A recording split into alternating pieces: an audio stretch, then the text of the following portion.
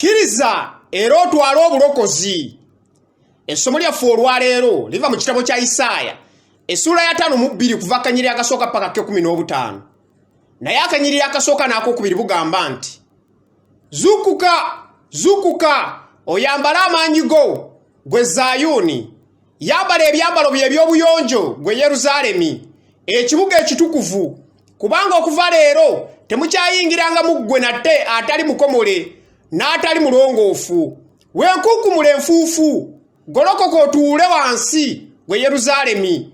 Weesumulule enjegere ez'omu bulago bwo, gwe omuwala wa Zayuni eyayangibwa. Obulokozi bwa Katonda bulina ebitundu bibiri.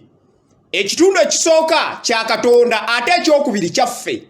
Katonda ye yakola dda entegeka ey'obulokozi bwaffe, ate ekitundu kyaffe kya kukkiriza entegeka ya Katonda. Entegeka ya Katonda yali ya muwendo era nga y'amaanyi, kubanga yawaayo omwana we omu yekka bw'ati okutufiirira ku lw'ebibi byaffe.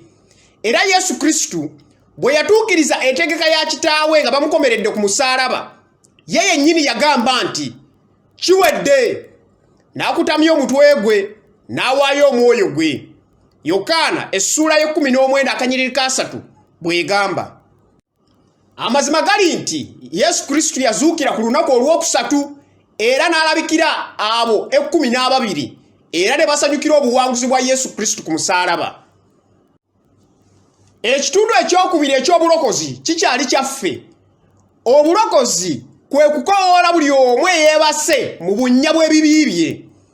Katonda mu bbaluwa ya Pawulo omutume eri Abaruumi essula y'E15 agamba nti, era balibuwulira batya nga tebatumiddwa, nga bwe kyawandiikibwa nti, ebigere byabo nga birungi nnyo ababuulira enjiri ey'ebirungi.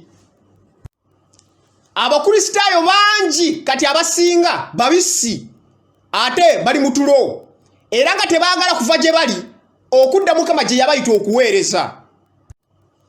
Waliwo ebintu bye tulina okukola ng'ebimu ku ebyo ebyetaagisa mu bulokozi. Ekisooka, yambala ebyambalo. Isaaya essula ya 5:2 akanyiriri akasooka. Ebbaluwa ya Pawulo omutume eri Abaefeso essula ey'okuna kuva akanyiri aka-22 paka aka-24 bwe zigamba. Ekyokubiri, yambala amaanyi. Ebikolwa by'abatume essula esooka akanyiriri k'8. N'ebbaluwa ya Pawulo omutume ey'okubiri eri Abakolinso essula ya 12 akanyiriri k'9 bwe zigamba. Ekyokusatu, tegeera ekifo kyo mu Kristo.